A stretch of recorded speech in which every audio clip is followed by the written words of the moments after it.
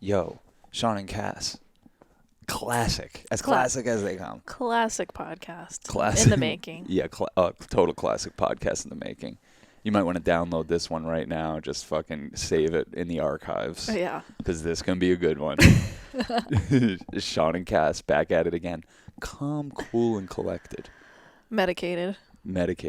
Nothing could knock us off our center right now. No. Nothing, mate. Took a little zip. I love that. Like our last podcast, we talked shit. Like, oh yeah, we quit nicotine. And then we hang out with Joey and we're like, back on the sauce. Yeah, Joey's a fucking handful with this nicotine. You know what I mean? I feel like it's our fault though, because he had that vape pen, and then we're just like, how is it our fault that a fucking guy goes and gets vape pens? No, but I feel like I encouraged it. I'm like, all right, we know that you guys are gonna want zips. Let's just buy some. I totally disagree with that. Like, I appreciate how you are, and you're just like, let's just let the boys be boys. But I mean, I'm a boy at this point too. I know. Oh. Yeah, but it's, okay. it's just a brief quick little summer flirtation. Summer love. It's a summer fling.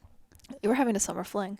And because we've done the cold turkey quit, even though it can be painful, like we know we can quit, and maybe that's a dangerous place to be with addiction. Well, I'm not saying I'm addicted to zips because I'm definitely not, but I can say that confidently. I just went like the last 2 days and didn't even think about them, and then you had one. I was like, wait, that sounds good.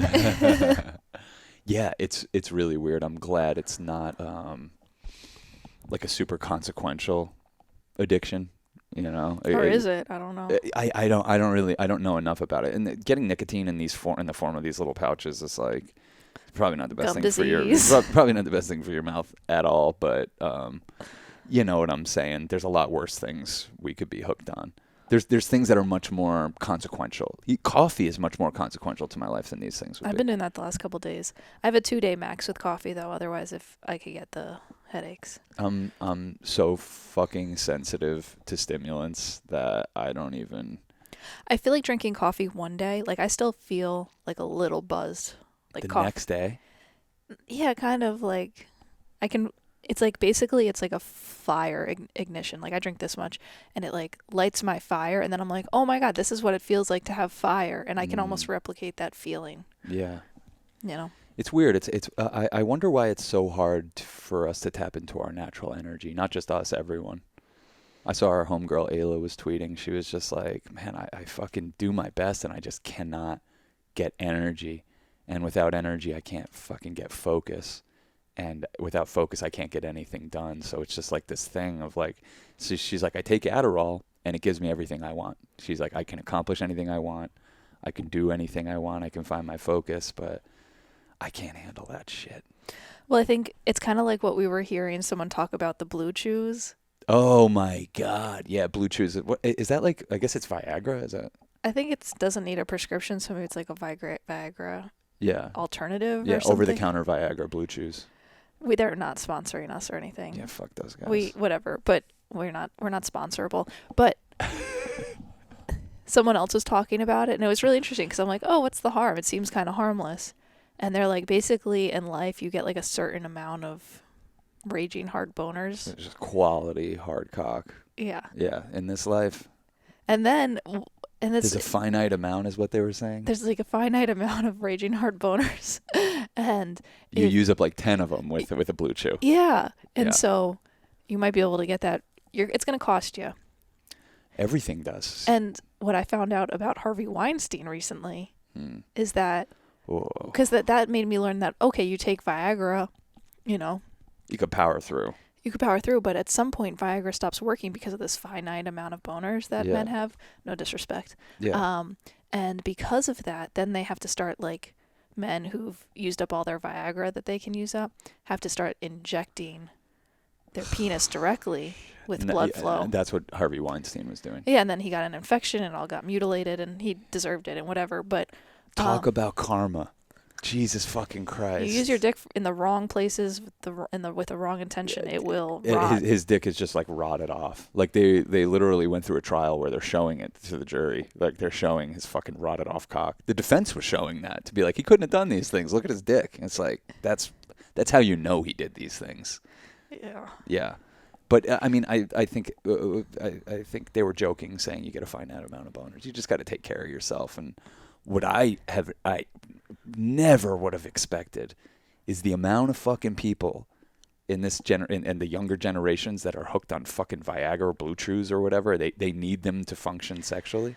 I started looking at Reddit, and Holy shit. they're saying, like, people get addicted to, like, okay, their dick is 10% harder than it ever has been, 10% bigger than it ever has been, and then, like, having maybe your girlfriend react so positively to that can be kind of an addictive feeling. Yeah. You know? Or, you know, even looking at your own dick and being like, wow, look at that dick, you know? Yeah, that's how I feel every day. Yeah, you're just like, whoa. I'm like, damn, man, what the fuck did I do? To get all this blood flow. Yeah, to get all this fucking beautiful blood flow. I don't know, going. you went for a 5-mile run. I think that helps. Yeah, definitely. Yeah. I mean, that's the thing. The Blue Chew replaces all the other things you have to do to keep your body healthy enough to fucking produce epic boners. Yeah, I mean, I'm definitely boners. talking out of turn as someone who's would never. I don't know if Blue Chews work for women or not, but I would be scared to take one of those. Like, what the fuck is that thing doing? yeah. I knew you were. Not that I ever suggested you should take one, but I knew you were like, that's no way. And after I heard this, I was like, yeah, that's good that you avoided that. I mean, it's like anything. You get a tolerance to it, and then you're in a really, really weird territory. Like, I need this thing in order to have sex. Or you go, 3 years thinking your dick is a certain size, and then you have to spend the rest of your life with your dick being like an inch shorter than it usually is. That's true, yeah. Yeah, well, imagine the when you first take one of those, like you're saying. I guess that's an addictive feeling where you're like, what? There's more to this than I ever knew. But I don't know.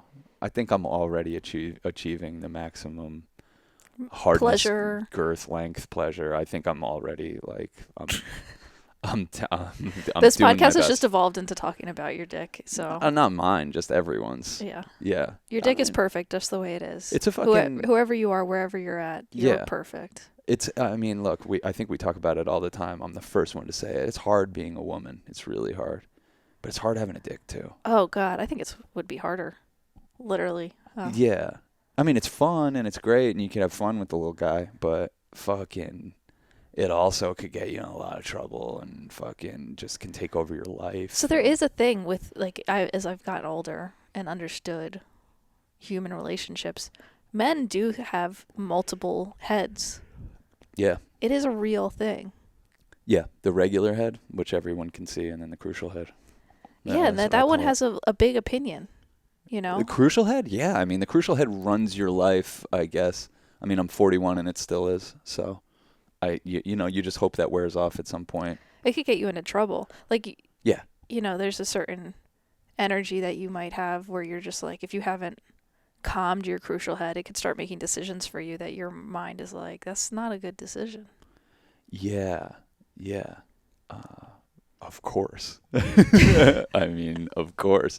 It could also help your life, I don't think I was thinking with my crucial head when I met you, but I was thinking with a head that wasn't this.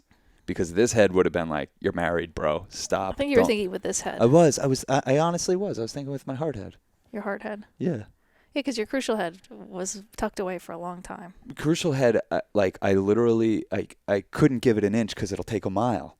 If I was thinking with my crucial head around you, you would have been so turned off. You would have felt that and been so turned off, or really turned on, which would have been a problem too. You know what I mean? But I was coming at you from the heart space. And we were able to do a little bit of a dance for a while before my crucial head got involved. And once it did, and I knew this, and you knew it too. And this is why we wouldn't have sex. And you would say this. You're like, once we do, I know I'm going to want to do it all the time. That's the thing about sex, isn't it? Yeah. It's not like, okay, cool, I got my fill. Amazing. I think that's why one night stands leave everyone involved feeling so weird, Like, wow, I just exchanged the highest form of karma that you can with another person, and I'm out of here. I don't know. When I was so weird. Single for the year of my life, I was single. I didn't sleep around, but when I didn't have a one night stand, but slept with someone who was once or something, it would fill my cup for 2 months. I'd be like, all right, cool. I think as a woman, or everyone's sexuality is so different, but I think as a woman, men are gotta put their dick in something, even if it's just their hand. But a woman is I don't know, wants to have sex once in a while It's just to be filled up, you know what I mean? Not like, ew. I really don't like where this conversation's going. You brought it there. I know I did. Can this be Patreon only? Oh my God. Oh, speaking of Patreon only, me and Joey did a Boys Club. Boys Club number 4 is currently live on patreon.com/churchofchill. You guys are hilarious. I think we're getting better at it too. I think if Joey lived around here, I would just put that as a regular podcast that we do as part of this feed. But we also talk about shit that like I don't want on our regular feed. So you have to go to patreon.com/churchofchill. Yeah. Are you going to spill the beans about how exciting it's going to be coming up, or? I don't even know what you're talking about, so go for it. Well, your new intro. Oh. That's in the works. Oh, yeah, totally. Oh, my God. Yeah, we'll see. I mean, it's going to, yeah. You've been literally spending all night, every night, like, well, the last night you spent, like, all night just being, like, editing this promo, like, intro for Boys Club that is pretty freaking hilarious. Oh, I think it's, like, it's a culmination of all my life's work. And I'm sitting there, I'm editing, like, late at night, and it's weird. I started editing at midnight. And I edited till like 2 a.m, and I had to stop myself because it literally felt like I drank a cup of coffee. Like I was so engaged, and I've never made myself laugh like this before. Like I'll think of funny things in my head and be like, have like a little giggle, like, oh, you're so funny, Sean. This was literally like I would come up with something, I could see it in my head, and then I'm making the changes to the video and like playing it down and just dying laughing. And it was just so fun. It was like probably the most fun I could have on my own. And I never edit. It's weird. I should do it more because it's so fun. Well, from looking at myself, from looking at you and looking at Mare, and Joe even, I'm like, I think there's like a creative flow that's happening. I think Leo season's very creative. I think summer can be very creative. And I think Mare's deeper in her shit than ever. Yeah. She's like, she usually wants to hang out with us, and she's like, I need an extra day for music. She's on fire. I don't want to be the extinguisher on that. She's fucking on fire right now. The stuff she's put, it'll probably have dropped already by the time this comes out. But yeah, Mare's crushing it. What were you saying? Just that I think what we do in this podcast is kind of take stock. We're like, I don't know if we're canaries in the coal mine, but we're just kind of like another reflection of a time and space. You know, right now it's end of July. Yeah. And I'm like just making note of like, wow, it's really cool that things have felt really creative, and you know, people are engaged. I see more art being posted. The book club on the Discord's picked up again, if anyone wants to get in on that. Oh, man. The Discord's going crazy right now. It's awesome. And I really do think, like, everything you're talking about right now, it does have to do with, like, Leo season and everyone's individual astrology and what's going on collectively. But it's also, like, we were very intentional about what we wanted this summer to be like and to feel like. Yeah. And we knew we were going to have a very small window of opportunity where we weren't going to have to pay rent. And we're in that opportunity right now. And we flew Joey up here to make a movie, and we're not wasting days, really. We haven't wasted any days, which it's weird because it creates this sense like, God damn, everything's moving so fast. But at the same time, I'm like, this was our intention for this summer. This is what we were trying to do. Trying to make art with our friends, trying to raise our little frequency and hopefully raise the frequency of our little collective. And, put out a dope movie at the end of it, like as like a sweet little treasure at the end. Yeah, we're collecting some great treasures that I can't wait to share.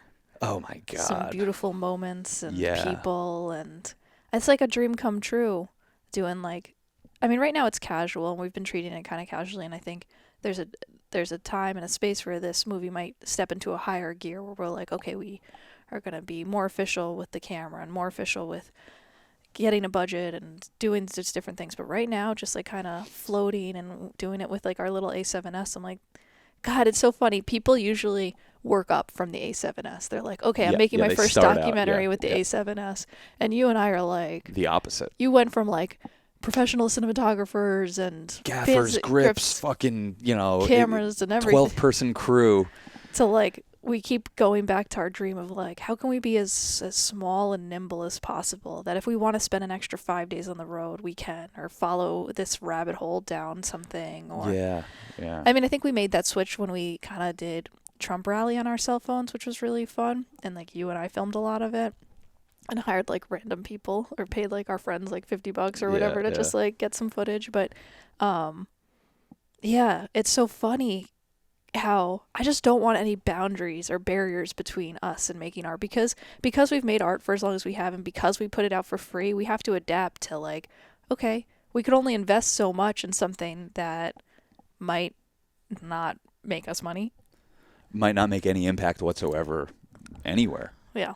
So, but we're committed because we're going to keep doing it because it's what we love to do. Yeah, well, and it's also making us who we are. And there's this fucking there's this dance when you do what we're doing, and we're like, cool, we're making a movie called Wooks, where I'm just like, we've become Wooks in the making of this thing. Like it was inevitable, but I didn't realize like how nuanced and how pervasive that would be. Yeah, we're relying on the generosity of your parents right now. Yeah. To host us in their basement as we save some money for our next place and figure out our next move and figure out where we even want to live. That's the main thing. We have money, but it's like, where do we want to live? Like, where do we want to be? And it feels that's a big decision, because you and I are such nesters that when we get someplace, we're like, all right, this is the place. Yeah. To rush prematurely into some like high rent situation when the housing market is insane is like, we're very fortunate, I think. Yeah. But it is very Wookiee. Oh, totally. Everything we're doing. I mean, like we're going on week-long camping trips and fucking borrowing and stealing. Like we're making this movie for nothing right now. We do need money to make it and to finish it.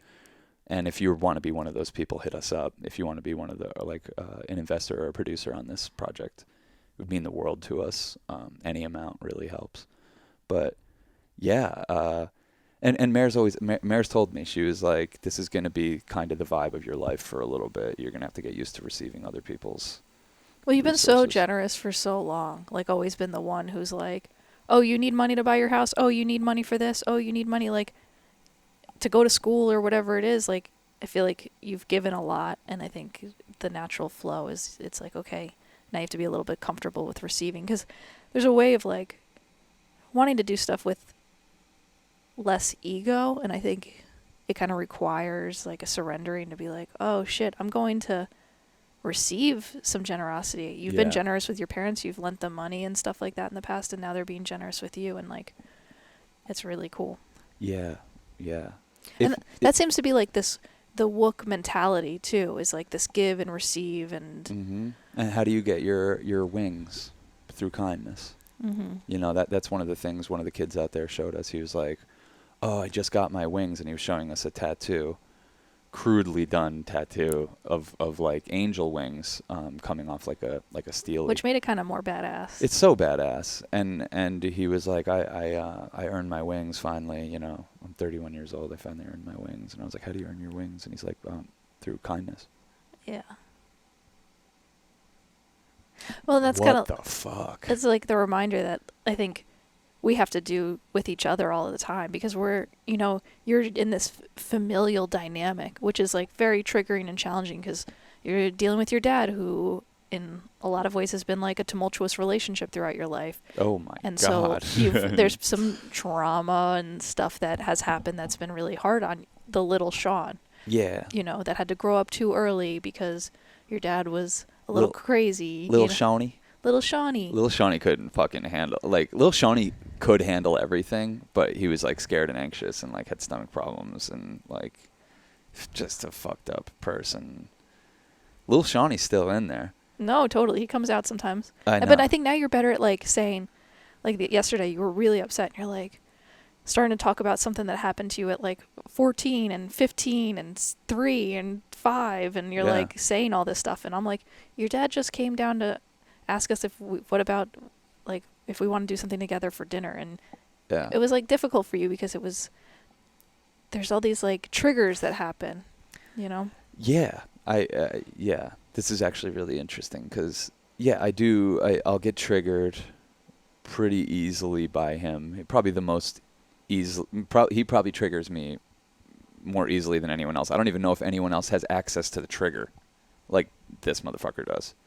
And it's because we've been through a lot and we've done a lot of forgiving, and we've become really good friends.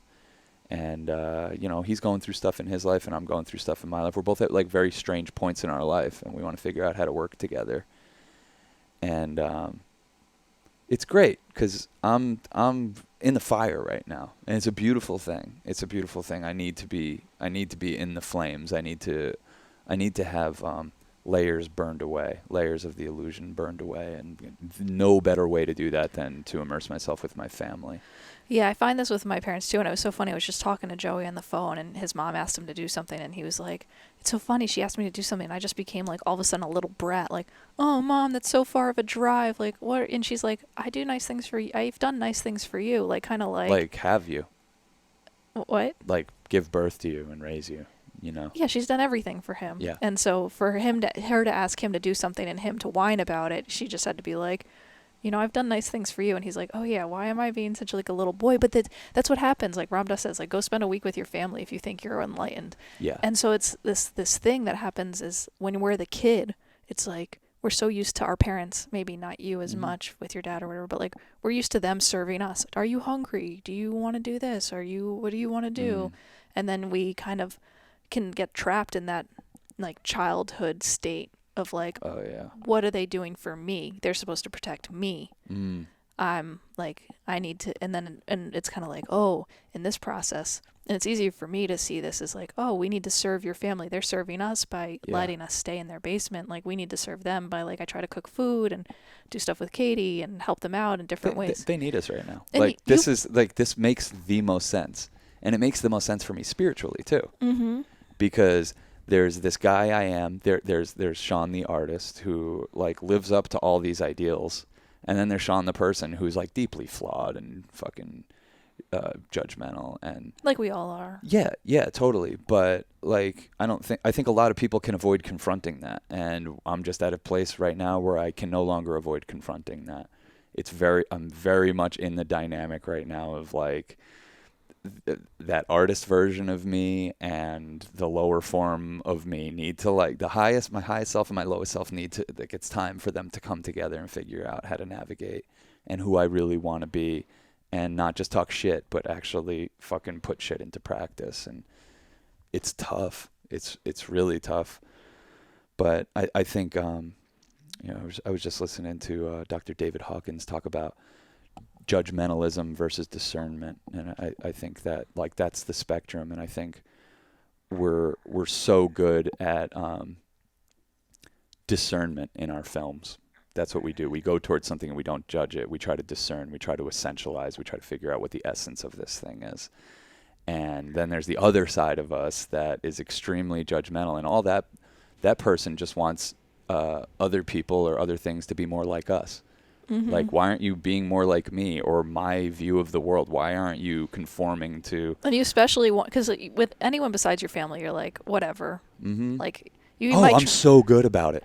Like, cool. Because they're not a reflection of you. It's like with your immediate family, they're like such a reflection of who you are because you come from them and you've been raised by them. And so it can be like anything that they do that you might perceive as like, look, you don't like this as a reflection of who I am. Like you don't want that as part of your character identity. Yeah, it's crazy because I value like focus and quiet and discipline so much. And when I'm up there, all that stuff's out the window, and so I go into judgment about it. Like, why can't they be focused? Why can't they turn off the TV? Why can't we quiet down? Why can't we share a moment? Why can't we have a deeper conversation that's not us screaming over commercials? Like, it's so intense, and it's not who I fancy myself to be. So, I think it pops me into that fucking wounded inner child version of me that's probably 16 and scared. And doesn't know what to do and doesn't really have many skills to deal with it. And has a lot of legitimate reasons to be very disappointed and frustrated with your dad and his behavior, or whatever it is. Yeah. He's so different than me. Like, if you hung out with us two, I must share so many qualities with him. But it's crazy because living together, I can't. I'm like, where is the overlap here? Like, we get along great.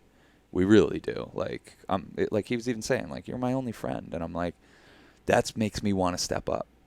That like, I'm not just your son. I'm not just like killing time for a couple months until I find an apartment in the basement. Like, this is a moment for a father and a son to really, to reconnect. And for all the things I go crazy fucking judging him over, including this morning, he cologne bombed me. Like, he fucking just put on a gallon of cologne, came up and hugged me. It gave me a goddamn asthma attack. Like, I thought about it. I was like, when he's not here anymore, I'll probably fucking crave that smell. You'll be dousing yourself in his cologne. I'll probably be like, man, it doesn't smell like Marlboro Reds around here anymore. You know what I mean? Like, Yeah. those things or like, you know, just even how intense he can be in conversations. But there's good there's good effects of all that stuff too. And I try to, like, that's what I need to do, is when I'm going down that path, is just find any little scrap of dust, any little speck of anything that can just welcome me back into the kingdom of forgiveness and gratitude. And it doesn't take much. It really doesn't. It doesn't take much. Yeah, I was reminded of what Griff said to us. He was telling us how, you know, they're like monks, you know, who try to keep their temple right and you know, keep it pristine and clean so they can meditate. And I think that's kind of how you feel, like, okay, let's keep it clean down here, let's keep it pristine, let's keep the vibe good, everything. And then to Griff was kind of alluding to, like, wooks are like, you know, the person who comes into the temple and like pisses in the temple and like makes it a mess.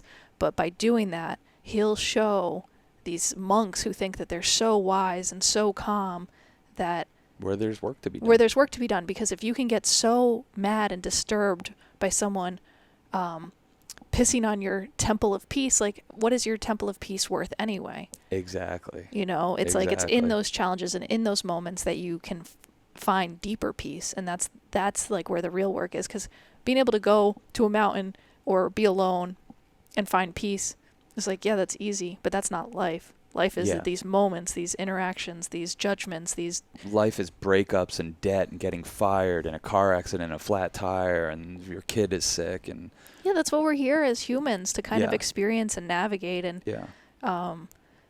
learn from, you know, and not beat yourself up for not doing it perfectly, but look for the opportunities to do it better and to, like, welcome yourself into the gratitude and the grace and into service and being less selfish. And, oh, what about my peace? It's like, why is your peace more important than everyone's peace, you know? And kind of navigating. Well, like yesterday, world. my dad disturbed our peace, and then I just fucking trashed the whole house. You know, I burned down the temple. He peed in the temple, and then I was just like, burn it. Fuck it. There is no temple, you know? And it's great, because in that moment I learned a lot about myself. And the first thing, like, I woke up early, like with the energy of the world, because I knew I needed to just go apologize to my dad. Like, I had serious purpose this morning, because we went from yesterday being like, cool, we have money, let's just use it to go get a shithole apartment in Peekskill and fucking, you know, whatever, just go back to our life that's very controlled and isolated, and we decide, and it's our temple, let's rebuild our temple and keep these ones out. And then I'm like, but by the end of the night, with you and I talking and processing and stuff, kind of came around to the opposite. Yeah, and it's funny, because I know that it's of course, while it we ebbs live and here, flows. it's gonna ebb and flow. It's gonna, because there's nothing, you can't hold on to a moment of like, okay, I'm at peace here, and now I'm gonna be at peace here. It's like, it's gonna be, tomorrow it's gonna be like, let's get the fuck out of here. You know what I mean? But I think that what can change it is just day by day saying, like yesterday was like a big intention was set of like, we're here in service. Yeah. This isn't about our life. And we knew that when we moved here. It's just like, I forgot. We're here in service. My parents are old. Yeah. They have a 34-year-old disabled daughter up there who needs things. Yeah, and we know when they want to have dinner, so it's like on us to like remember and talk to them about a plan, rather than being like, hey, we're going to meditate. Like, if we want to meditate, we have to ask permission almost. And that kind of feels like when we come from a life of like freewheeling, doing whatever. Yeah, you know, it's kind of like, what the fuck? We have to ask for permission to close the door for 20 minutes? But it's like, yeah, we do. Yeah, we do. That's okay. That's okay. And what I'm trying to do is carve out new neural pathways so I become less reactionary. And it really, really, really is trial by fire in this house. Yeah. Because everything in this house is designed to keep you reactionary and keep you in fight or flight mode. And that's what I keep popping into. And that's what I find myself like constantly apologizing for around here. It's like, damn, I was doing good. Like it was great. And then I'm in fight or flight mode because a seizure happened, or a glass got smashed, or the TV is too loud, and they're fucking talking about how great Joe Biden is, and like I Or can't. your dad was inconsiderate, but it doesn't. Yeah. It's not just about that moment. It's about how he was inconsiderate to you at 16, and there's Totally. like all this stuff Oh, that comes totally. up that I can't even necessarily know or navigate because it's not. We're not at my parents' house, you know. And if we were, I'd be going through the same thing. you'd be going through the same thing, and it would look different. The other day, well, like a couple visits ago at my mom's, we woke up at like, 8:30 a.m. or 9 Bob a.m. Dylan blasting. blasting through the whole house. I mean, no one loves Bob Dylan more than me. I went But- downstairs and I lost it. I was like, Mom, What are you doing what to the us? fuck are you doing? Like, she's like, well, I thought you had slept enough. I'm like, I don't give a fuck if you think I've slept enough. You want me to visit you and whatever, like, chill out. And I just, like, turned off the music and, like, I think there's ways to also, like, work with people. Like, you Yeah. know, my mom hasn't blasted them. She understands, like, I will spend time with you, but, like, Yeah. I have to be awake first. Yeah. She's the best. She's really good at working with us. My mom's really good at working with us. Like, I think your dad would be. My dad's tough. He's a tough cookie. Maybe we should have Mare give him a reading on the podcast so we can find out a little bit more about what makes a person end up like this, and like just the sweetest, kindest soul you could ever come across. The most open-hearted motherfucker that there could be. No, because that's why it's like kind of crazy when you get mad at him, because I'm like, from my perspective, I'm like, he was trying to be loving, Sean. Yeah, but like I'm very concerned about like how inconsiderate comes off in the process. Like that, I'm very concerned about mindfulness because that's my trip. Yeah, That ain't my dad's trip. yeah, You know what I mean? And maybe he can learn from it, but the only way he's going to learn from it is by me being more mindful, not me screaming about mindfulness. yeah. Does that make sense? Well, You yeah, know what totally. I I mean, I can see it from the outside really easily. Yeah. You know what I mean? I'm like, this is ridiculous. You're screaming about how you are a peaceful person. Yeah, You know? it's insane. It's insane. You're like, I'm peaceful. Yeah. Well, it's like what Jack Cornfield says. It's like fucking instead of spare your family the religiosity. If you're gonna fucking be a Jesus freak, just be Jesus. Don't sit there fucking talking about him and trolling everybody. Just Yeah. spare them and just become the thing. Become the Buddha. Become the Christ. Fucking Right. do your thing. And sometimes I need a harsh reminder, like a rough day or a rough week or a rough few months, to be like, all right, cool. I'm clearly already navigating this territory. How do I do it with more grace? Mm-hmm. And this goes for anyone listening. Like, there's something like this in your life. There's something that chaps your ass. There's something that like triggers you unlike anything else could.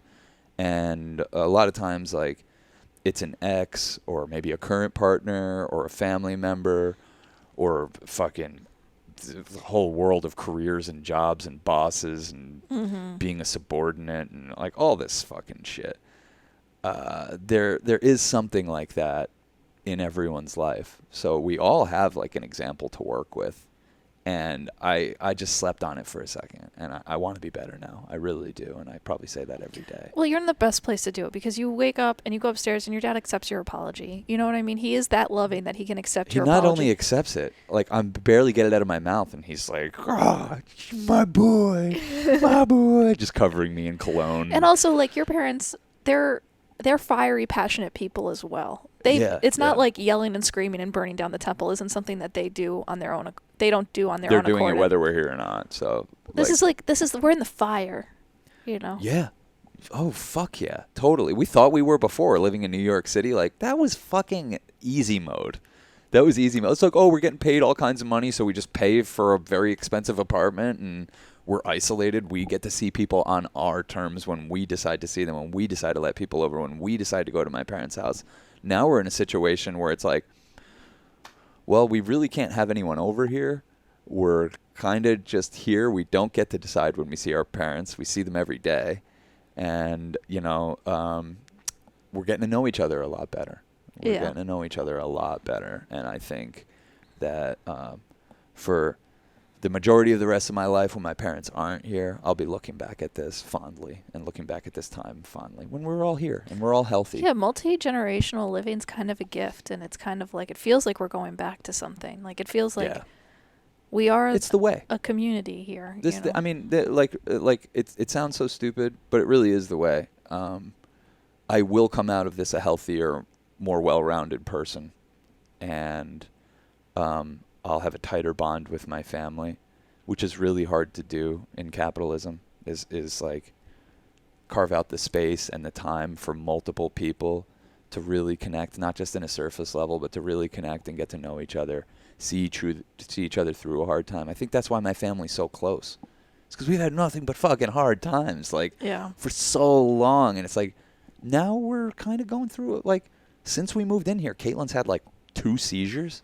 It's so amazing. Insane. I don't think anyone could possibly understand how insane that is. Yeah, that used to be 2 seizures before breakfast. It used to be celebrating when we'd go 6 days without a seizure. Oh, yeah. Now it's like 24 days. Yeah. It's like, seriously, knock on wood about it. But it's really beautiful, because with that gives like a breath, and not, I mean, everyone still jumps when you hear a slam, but it's like we're not waiting for the slam the way we were. Yeah, it's really tough when you're in active epilepsy, where it's like seizures could come anytime. It's funny because we just get a few days reprieve here and there, and then you're like, you shift into a different gear, and there's just a lighter, like there's a lightness, and not that like look, this is Caitlin's reprieve from seizures right now is giving my family a chance to focus on some more interpersonal dynamics that never evolved, if that makes sense. Like, I talk about focus a lot on this podcast, but when you're focused on a narrative and it gets interrupted by a seizure all the time, like there's just no growth going on. Like there's the growth of like, wow, I want to become less reactionary to these seizures. I want to be there for Katie more, but like everything that got interrupted is just out the window. And it's just like we're dealing with a way bigger thing right now. So I think that this is a very unique time in my family's life where we can get closer to each other because we're not being interrupted every 3 seconds by seizures. So we can kind of feel like, who am I really? Who are you really? How do we really get along? What do we want to talk about? What is our dynamic? What do we need to work out? My mom's still very busy with work, and I look forward to when she retires and we can get to know her better too, and maybe have her on the podcast and fuck around and stuff. But yeah, it's been a very interesting fucking summer. After last summer, I was like, well, we're probably never going to top that one, but we're going to keep on keeping on. And we find a way. We always find a way to make it like more interesting and more funny and more people and just more love, and it's so dope. I feel like the Church of Chill mycelium is spreading rapidly. Do you mind if I go pee? Not at all. Let's take a quick pause.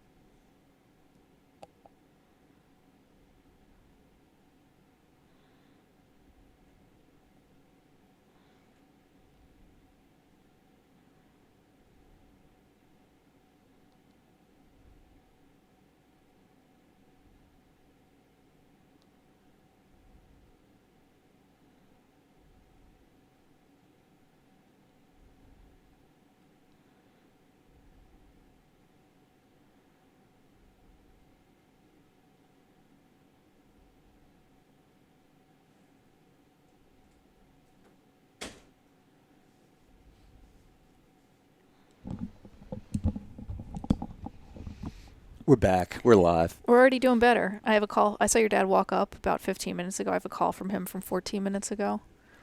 Just wanted to let you know that I took Magic to Seatown, and even though they told me no more pugs in the store, I talked to the manager. I said, look, I'm a disabled veteran.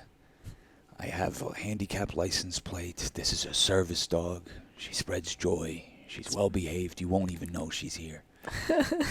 Pretty much. I don't know.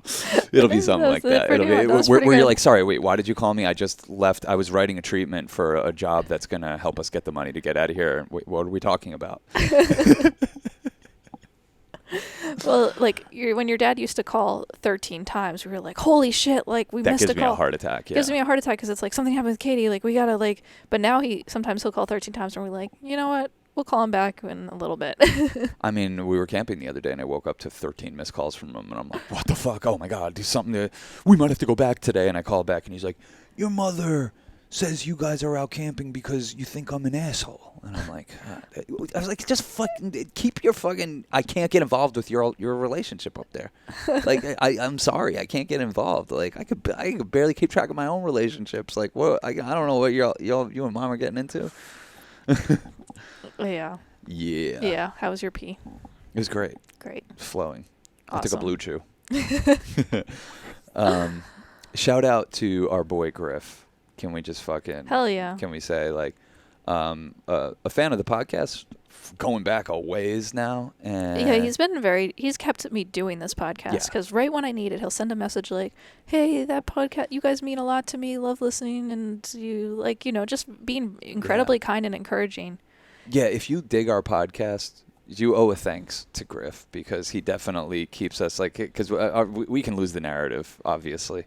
But Griff definitely, for years, has just been the guy that's just like, oh, man, last episode is great. He shares our stuff. Well, also, like, he plays Church of Chill at the campgrounds. Like, he plays the music, and he's like, I turned on all my friends, and, like, we get together and have listening parties, and I'm like, goddamn. And then you meet him, and you're like, who could like us? Like, they got nothing going on. And I'm like, he's the coolest guy ever. He's so much cooler than us. I know. And I'm like, this happens every time. Like, anyone who somehow wants to be encouraging to us, I meet them, and I'm like, goddamn, you are so cool. Yeah, you're taking this so much further than we ever could. And you're so, like, just a genuine, down-to-earth person. Yeah. And I feel so fortunate that whatever rogue signal we're putting out is attracting, like, the coolest motherfuckers. The Griffs of the world. Yeah. Yeah, he's the man. And artists won't say this, but I'm going to say it right now. When artists are putting stuff out for free, like, the best way to pay us is, like, to share that thing. Like, that's like, that means the world to an artist. Like, we've all become such content-hungry consumers, like, just very callous. But if someone made something cool and you really like it, share it. Yeah, I should even be better about that. I love so many things. Share. I do it, or shout it out, or speak well to it. You know, how many podcasts have we done where we just sit here and honor a movie that we saw, you know, or talk about an album? How many episodes of The Come Up did we just sit there and talk about an artist and honor them?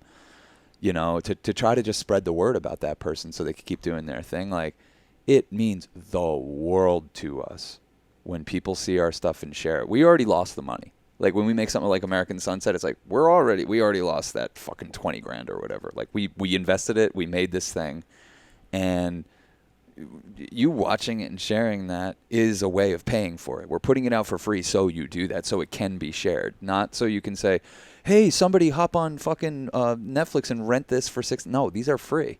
These are free. Share them. And Griff's just really good about that, and it means the world. I never had to tell him that. He just gets it. He watches one of our podcasts, it's powerful, and he shares it on Facebook. And it's a small gesture, but it means a lot. It really does. It means a lot, you know. 'Cause we don't, believe it or not, get a lot of feedback about this. We're fucking 270 plus episodes deep, and I'm like not sure. Well, because we're doing it, I feel like we do it for people, and Griff keeps us going, but we do it for ourselves. Like, I feel like we're just kind of like, we have to do something creative, like, and talking and letting things flow is a creative act, and it also allows us to have this, like, for us to put something out, and that's, I think, a big part of the creative process for us. And an important part of the creative process is, like, okay, you can do your art, but if it's not being received, or you're not sharing it, or you're not, it's almost like you gotta, like, share it to let it go. Yes. You know, and then, because if you got to make space, like, I'm doing these stupid little craft projects, but, like, I have this dream to, like, make this big perler bead art or this clay thing, and I'm like, I can't let all these things, as stupid as they are, just, like, sit in my being, because if I don't let them move through me, I'm not going to get to the next thing. Oh man, that's a really that's an astute point, because I picture, as you're saying that, like like a log jam, a fucking a classic bottleneck of just like, there's a lot more ideas to come, but you haven't done these ones yet, and it's creating a little bit of a log jam here, and things are building up on top of it. Mm-hmm. And that's when like fight or flight can come into your creative process, and you don't want that. So Well, if you do all the creating in your head, you don't get the real tactile experience of like, actually, this doesn't work that well, you know? Because if I keep like building, like I wanted to do this perler, like these are these little plastic beads you put on a thing, and I like saw because I go to the craft store, and it's my favorite place to go. I saw this like thing of perler, like a perler bead sheet that you could do this big, and I'm like, I've been trying to plan it and think about it, and what do I want to do? But I literally had to just start doing the little ones like that are this big, and then the ones that are this big, and I'm like, I'm still not ready to do this one. Yeah. But I know if I didn't start doing like actually doing the little ones, I wouldn't be getting closer to the big one, because I'm still thinking about like, oh, and I'm finding out like I don't know if I even care about the big one anymore. It's the process. You're back in the process. I'm always about the process, yeah. Well, it has to be about that. Yeah. Because otherwise you're just opening yourself up to a world of things that could prevent you from continuing to do your thing. Well, also, if you just build all your creative projects in your head, you don't, I mean, you're protected from the failure, but you don't get the satisfaction of the completion. Yeah. And I guess for me, I'm trying, like it's a active process. You're not protected from the failure, though, because to me, the only way to fail is to not do it. That's true. You know, that's the only way to fail at art, is just keeping it in your head and keeping it to yourself. Yeah, because what is art about? Like, yeah, we appreciate that people like or receive the art, but I think it's the act of the creative process of like how that evolves your soul, of how you, because I don't know, I love thinking about how I'd want to do something, but sometimes I can't think about the next, you know, I Yeah. feel like we're talking in circles right now, but I mean, when you say like what is art, I think of like a mushroom releasing like millions of spores into the air. Like I feel like that's what it is for me. You know, like we put out a film, and it's just like a cloud of spores comes off of us, and it just goes out into the ethers, and who knows how it's going to work, or what's going to take, or what's going to lead to more other kinds of mushrooms growing, and those kind of things. We put out a podcast. It's a little less spores get released, but it's still it's a release. yeah, and I think it's kind of like where we've dived in is like, okay, we ask people through these movies and these documentaries to like bare their soul and spirit, and that's where it kind of felt like, oh, well, we need to start doing that. Like, yeah, the movies get way better once we started doing this. I mean, they're all good, but once we put into like we're like, okay, between the movies, we need to be doing a podcast to keep our creative thing going, and just we should be doing what we're expecting other people to do when they meet us. And a lot of times for our films, we're like in the films, you're seeing the entirety of the interaction we might have had with that person. So they're like, we're expecting to, and they always do, just pop into the magic. And I think we need to do a lot of things behind the scenes so we're in that place, because it's so cliche at this point, but you get what you give. You get what you give. And people used to ask me that, especially when I first started making films. They're like, how did you get them to be like this or do that? And I just got what I gave. I showed up as a vulnerable person and an open book. And whether I told them my life story, all the struggles I went through growing up, this and that, it doesn't matter. They can feel that off me, you know, because I'm not hiding behind a persona, and I'm not hiding behind a list of questions. I'm not hiding behind these layers. I've had to do that. We've had to really do that work to basically tune our presence. I feel like that's what the running and the exercising. That's what the about. podcast is. It's like, oh, we have to just be present in this moment and share our present moment with people. Yeah. Because that's kind of what I want, so that's what I want to give. I want a chill hang. So let's put out a chill hang for people who can't physically be here with us. You know, I like a chill hang, so I need to be a chill person. And I don't know, hopefully people think this is chill. That's true. It's a church of chill, baby. Fucking chilling. The church, my dad's obsessed with the Church of Chill. He, like, God, I wish my parents were rich. I mean, it made me who I am that they're not. But and in so many ways they are. In so many ways. It's like we have a house. We can take showers. We can eat. We have air conditioning. Like in so many ways we are. We have a car. You know, all that stuff. But like my dad he's like me. He's a dreamer, man. And like he feels the vibration of the Church of Chill now that we live here. And he's like, Sean, we need to take this further. We need people to know that they can come to you and they can find that chill in themselves. And he's like, he gets it. He gets it. He would definitely be he is a high priest of the movement. Before you were born, though, he was given satsang. You know what I mean? He was 23 years old.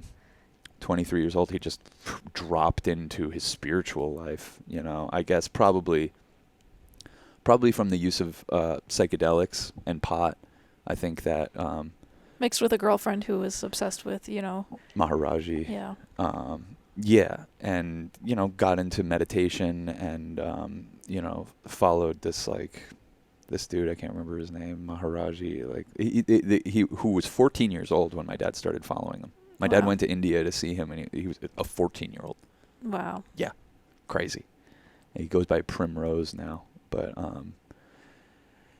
yeah, his path is wild, and you know, he got knocked off his a real test came when he was 23 years old, had just got back from India, and had this beautiful girlfriend and a roommate, and they were moving into an apartment, a lake house that they had rented. And my dad would, like, at the time, literally would just go places and just start speaking, and people would, like, gather around and just listen to this 23-year-old kid, like, just speak from the heart. And the day they were moving into that place, my dad, they didn't have their phone hooked up yet. So my dad, like, I got to go make a phone call. I'm going to run down to the gas station, and goes down to the gas station and gets just fucking hit head on by a drunk driver. And was in a body cast for 6 months, and it threw him off his path. You know, it was the test of all tests. But like, can you get thrown off your path? You can't get thrown off your path. But he got thrown off. He lost his discipline about meditation, and the narrative changed. Yeah. And his life got tuned to like he just being like this for 6 months and being taken care of and all that stuff. Mm-hmm. And it was a big test for him. And yeah. And he came out of it and never like recaptured the discipline that he had. Yeah. And he talks about it all the time. It's so funny. He's like, Sean, I used to be like you. I used to go and meditate, and I knew. And I'm like, you do it right now. Right now. But it's easy for me to say, you know, because it's been 45 years since that car accident. Mm-hmm. And a lot of fucking shit has gone down, and it scrambles around like a goddamn tornado in his head, you know? Like, you can feel that when you're around him. There's a fucking tornado just going around in there. And he's dealing with physical pain from that accident still. He's still dealing with physical pain, and, you know, it's tough. It's tough. You know, life's tough, and finding your focus is, like, really, really tough, really. Finding your focus enough to even know what you would want to do with your life is really hard. It's really, really hard. I get lost on the daily, not with what I want to do with my life, but like whether or not I feel good about life, you know what I mean? Yeah. And then I realize like, oh, at least I know what I want to do. You know what I mean? Like, I might not be as good at what I'm doing as I want to be, but at least I know what I want to get better at. Like, at least there's a... It makes it very easy for us to navigate, like, the career part of our life. I feel like because we know so clearly who we are and what we want to do with our films, with the podcast, with the church, with all this stuff, like, we know that it makes a lot of other things very easy. We have a guiding principle in our life, and we have a whiteboard with like 15 ideas on it. Yeah. And so if I had the money, I'd make them all this year. Yeah, right. Like really, our then we ideas could really move some energy. Yeah. It seems like that's what you want to do. Like for me, it's very tempting to be like, Cass, look at all these ideas. We could make these in a year if we just had the money. Well, and what's been so validating, I think, for us is realizing like, no matter, like, we're all serving different gods, and Mare reminds me of that. You know, you don't know what God someone's serving. Mm. But we've found, and I've said this before, but that if you don't just serve the money gods, the money still comes. Yeah. You know what I mean? But you still have to serve somebody. Mm-hmm. And so we're serving like this art, and yeah, we're not making the most financially viable products because that's not what we're interested in. But somehow people still call us like on the week, or like, hey, I really like, we have people calling us right now being like, we really believe in your movies, we want to help you make them. And who knows if it'll ever happen, but the fact that people want to do that, it just feels like, well, it just shows what we're making is effective art. It's moving people in an industry that is based on fear. mm-hmm. It's moving them to say, I want to take a chance on you guys. Like, I want to invest in your work, and I want your voice to be heard. And it's really cute. Very, very, very, very rarely pans out for us. But it's cute. It is cute, but it pans out in other ways. Like, Yeah. we'll get offered a job, or some other opportunity will come up, you know, and it's, I think we've done the dance enough that when we get caught up on like, oh, we need to take our art differently or seriously or fit into some box, that's not who we are. So nope, it never works. So it doesn't work out, but it seems to keep working out, I guess. It seems like we do serve some gods that are like, it seems like we've put enough work out there now. There's enough like just lottery tickets floating out in the ether for us. Like every now and then one of them pays off, and it's really cool. But the cycle goes like this, and you can add details to this. But it's like we put out a movie that no one would have funded. No one would have even fucking considered giving us money. Like Florida Man's a great example. We spent probably $15,000. Our last $15,000. We had $15,000 in the bank, and we spent it all making that movie, and we put it out for free. And so it spreads around, and people see like, whoa, this thing has millions of hits. Like, how did this get made? And then they realize it's independent, and we're not beholden to anyone. And they're like, ooh, they're available. Maybe I can get my fangs in them. And they come to us with all kinds of promises. Let's make Florida Man the series. Let's do this. Let's do this. Anything you guys want to do. You guys are God's gift to filmmaking. No one does it like you. All that just gas you up, like all this shit. It's not effective on us these days, but it used to be, and we'd get caught up. Mm-hmm. And we would derail our very focused process to kind of do this path with the industry. Yeah. And then the second you're like, okay, cool. Well, you want to fund one of our projects? We're making Wooks. Here's how much it's going to cost. Here's the schedule. Here's the release date. Here's what we plan on doing with it. Here's how we plan on marketing it. The whole thing is planned. Then they start with the like, well, where is this going to end up? Like, I don't really see. Then all the fear stuff starts coming. When push comes to shove, when we're like, cool, all right, you want to fucking help us make stuff? We're making art. This isn't a fucking consumer product. This is art. Don't think about this in a money-making way. And they're always like, yeah. When it comes time to cut the check, it's all the doubt creeps in. Then they start reporting back to us all the things that they see that are wrong with that idea or our project or the way we approach things. And they start filling us with fucking bullshit narratives based on fear, based on industries we don't care about, based on audiences that don't give a fuck about us. And all this other bullshit starts to just fucking muck up the water and just fuck up our life, you know? And so we've learned to kind of navigate and avoid those things. And I think our partnership helps because you're really good at kind of dealing with those people in a kind, respectful way. I'm not. Like, I am at my wit's end when they first call. I'm like, you're full of shit. You're not going to do it. You're not going to do it. And they're like, no, we are. We are going to do it. We're going to fucking fund this. We're going to fund. Yeah, right. Okay. And it never ends up working out. But maybe we need to just change the way we think about it. And I don't know. I don't know how to remedy it, but that literally is the cycle. We make something dope.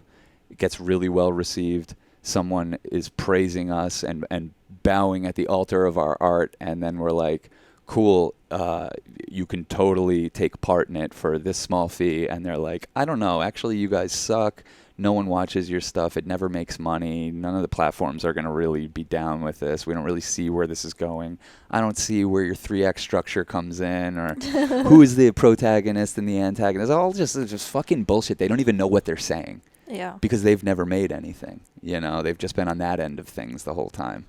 So I don't know. I think what we started to do is just be like, cool, well, they don't give a fuck about us, so let's not give a fuck about them. Mm-hmm. And I think that's how we've ended up making cool things for so long, and we'll continue to.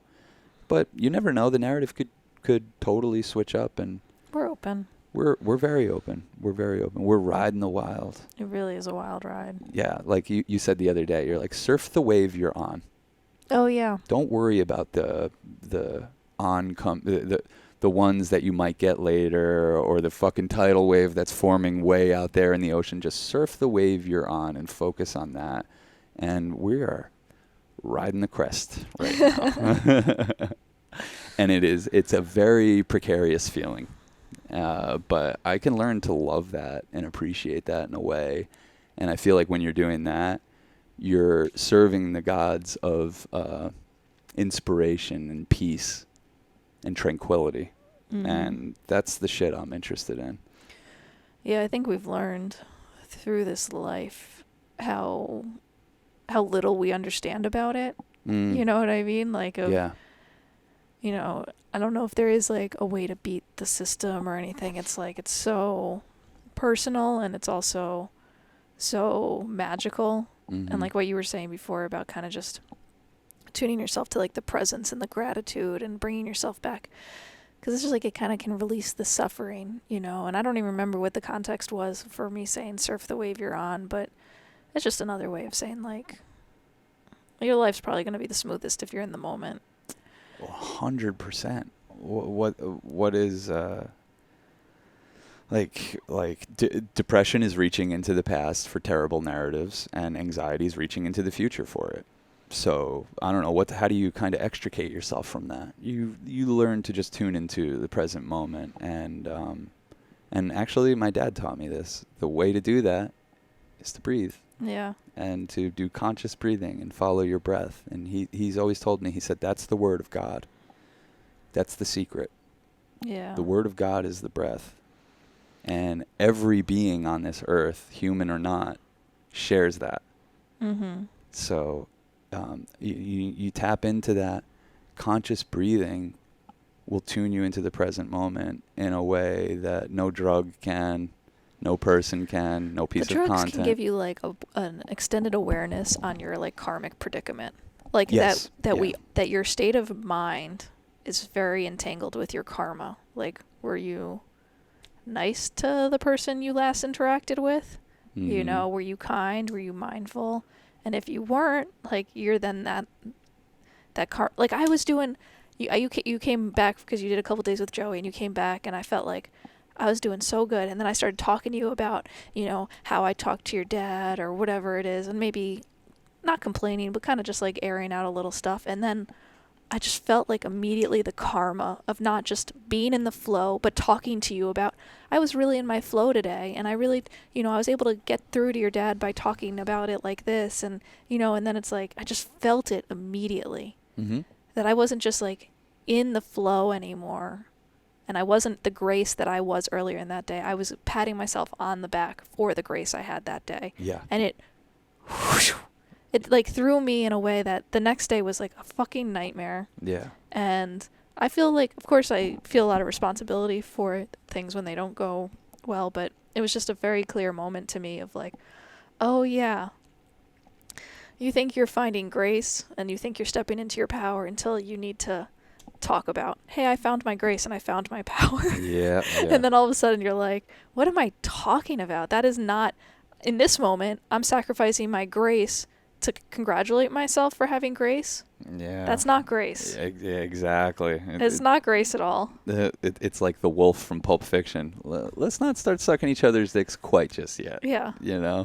So, like, it's just like, keep your head down, stay focused. Yeah, and also, like, you come home and I haven't seen you in a while, and, like, we're talking, and I'm like, venting a little, and then that affects you, and that affects your relationship with your dad, instead of me just, like, if I really had grace through those moments, then I wouldn't need to say anything about it to you. Mm-hmm. I wouldn't need to make it a thing of, like, whatever.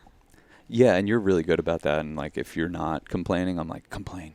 Just get it done with. Come on. Do it.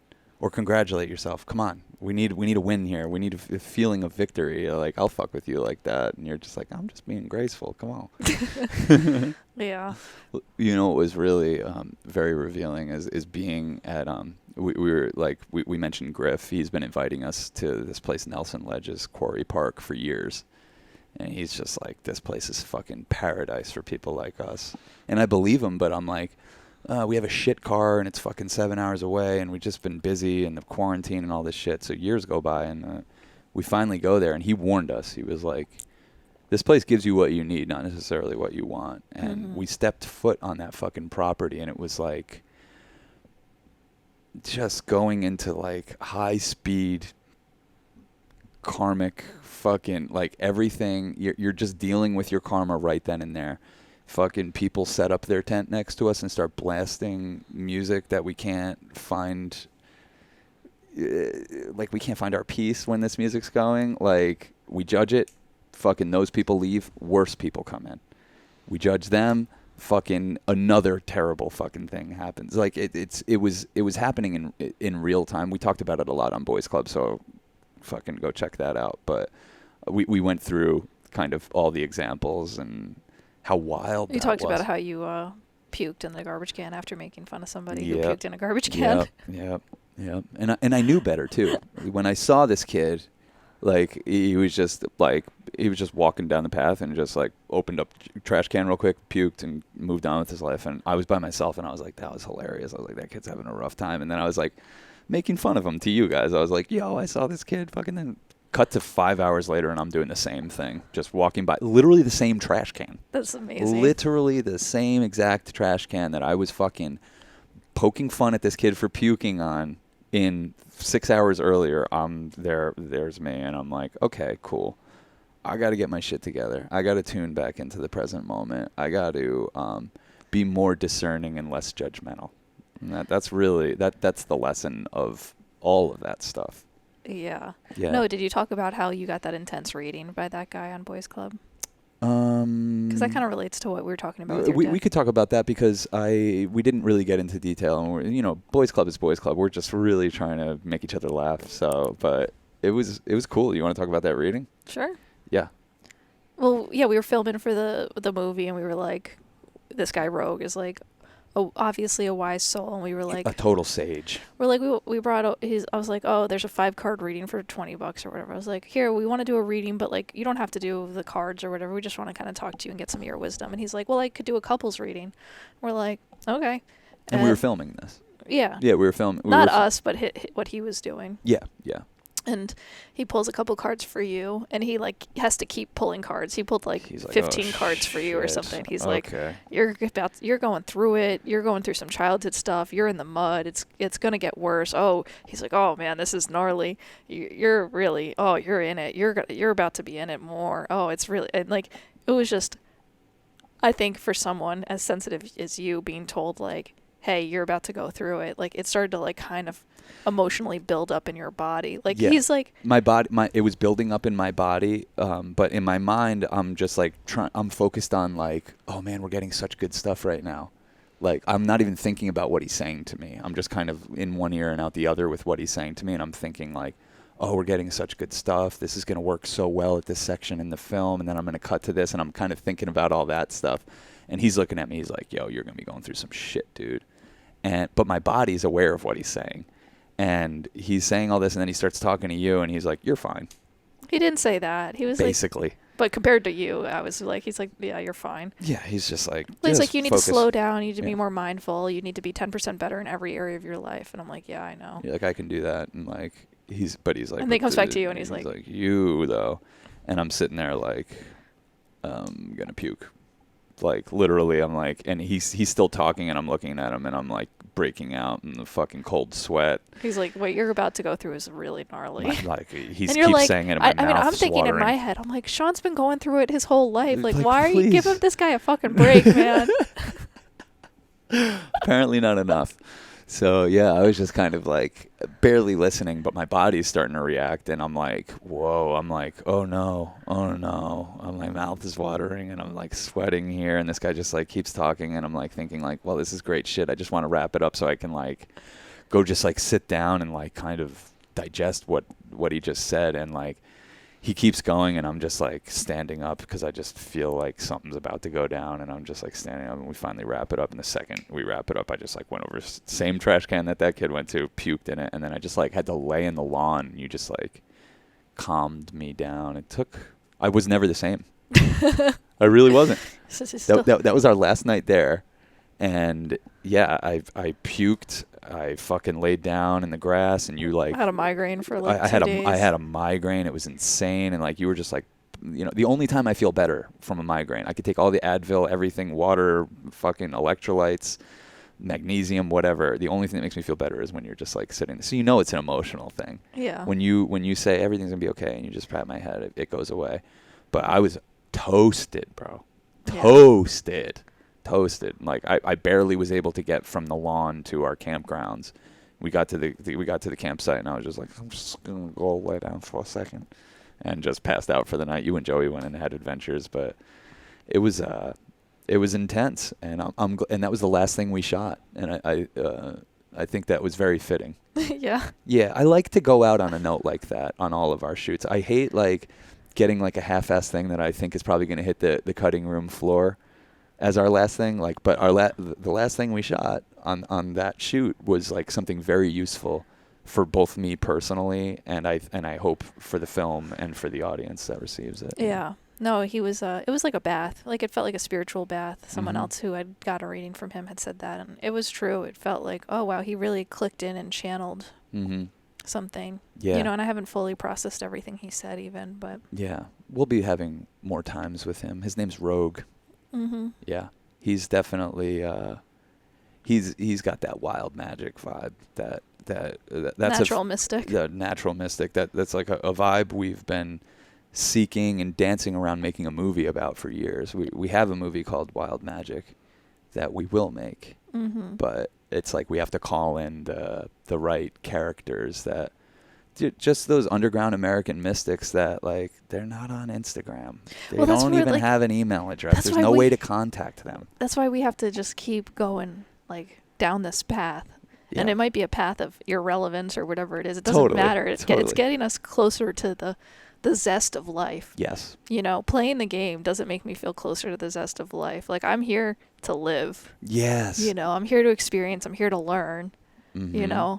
Yeah. And I don't want to be a burden on people. Yeah. And I want to support ourselves, and I want to be responsible. Yeah. For ourselves and our livelihood, and I want to be able to be generous with people, and all that requires, money and playing the game and all that stuff, and I'm not opposed to it. But yeah, gotta live it too. Oh, absolutely. And when you come across people that are, it's quite obvious. Yeah. Like, you're living it, you have lived it, and you're here to teach me a lesson right now. And that's where it's like that. There's those people around every corner. Mm-hmm. Like, it doesn't matter where you are. Those people exist if you're paying attention and looking for them. Well, the only way to reveal it is to sacrifice your judging mind.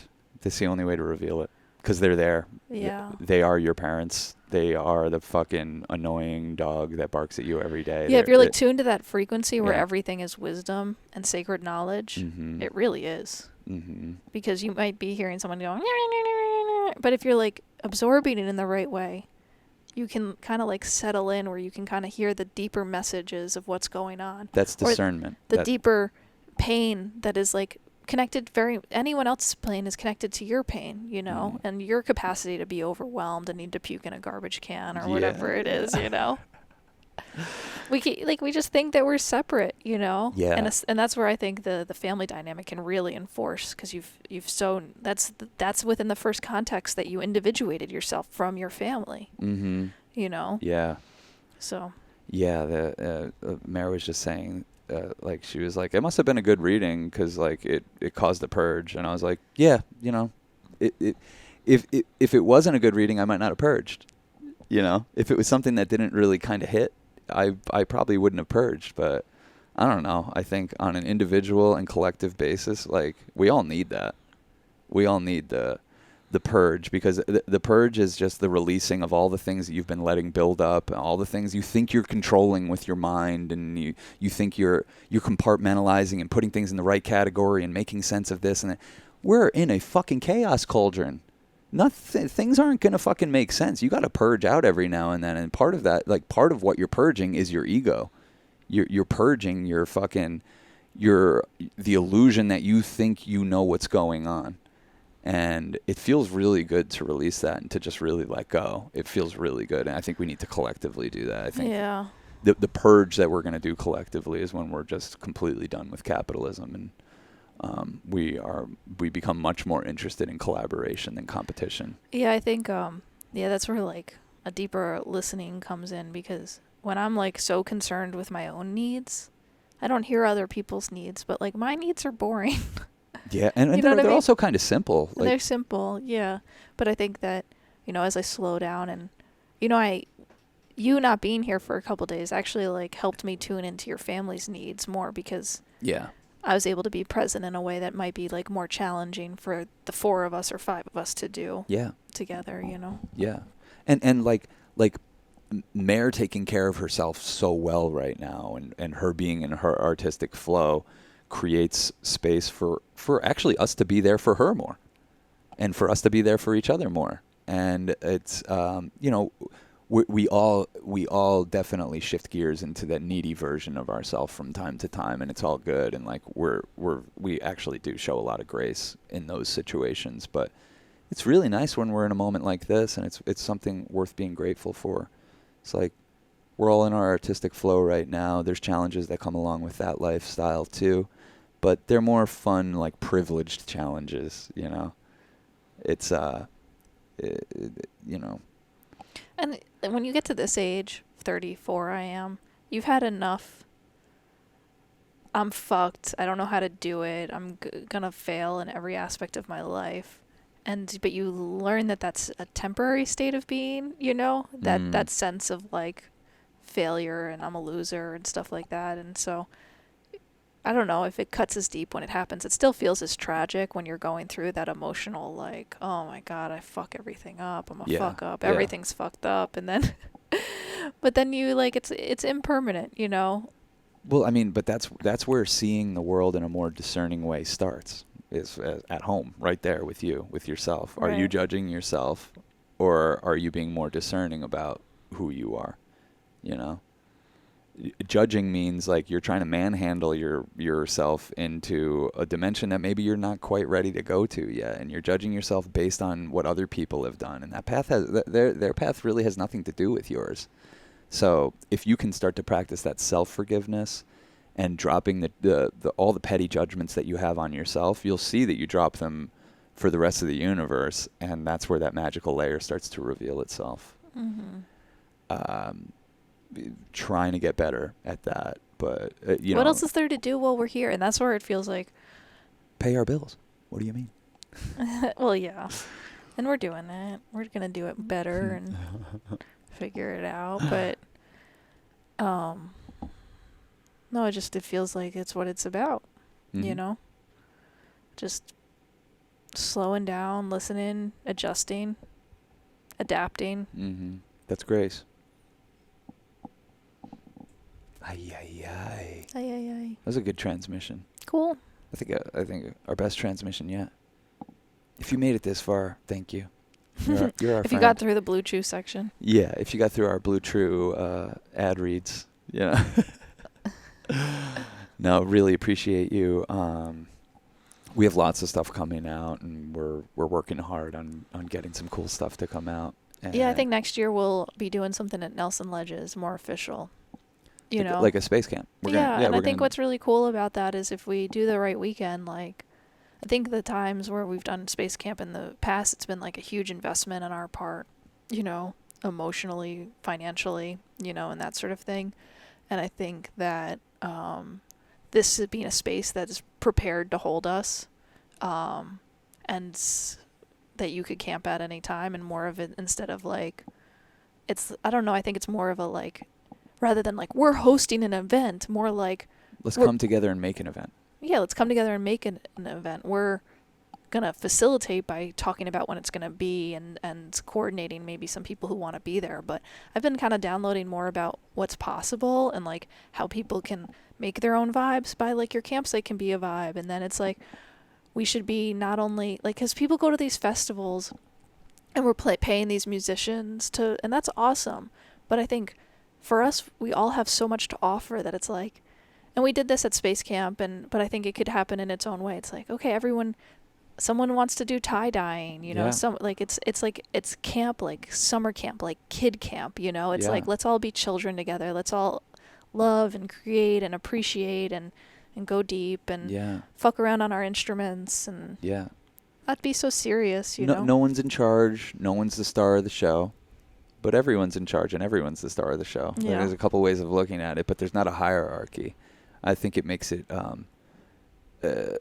think it'll be a better event because of that. Because I think when you're hosting it on someone's private property, and people just have a propensity towards power grabs. You're just going to. It's just one of the challenges in this life. And like, I feel like you and I, just in our younger years, were confronted with that so many times. It's just like, it ain't us. It's just not who we are. But as we dealt with firsthand, you know, hosting this on someone's private property, they're going to start thinking that they're the one. Well, it's not They are the one. Well, it's also like, if someone is taking care of this land all year long, like they need to be able to financially support the experience. But I think the people that we're trying to get together, we want to figure out how to make it more financially accessible. And Well, I mean, our idea when we first had Space Camp, we're like, hey, sorry, we got to charge like $150, $200 for this because we're on someone's private property. We got to get it catered. We have to do all this stuff. But our dream was always to be like, this should be free.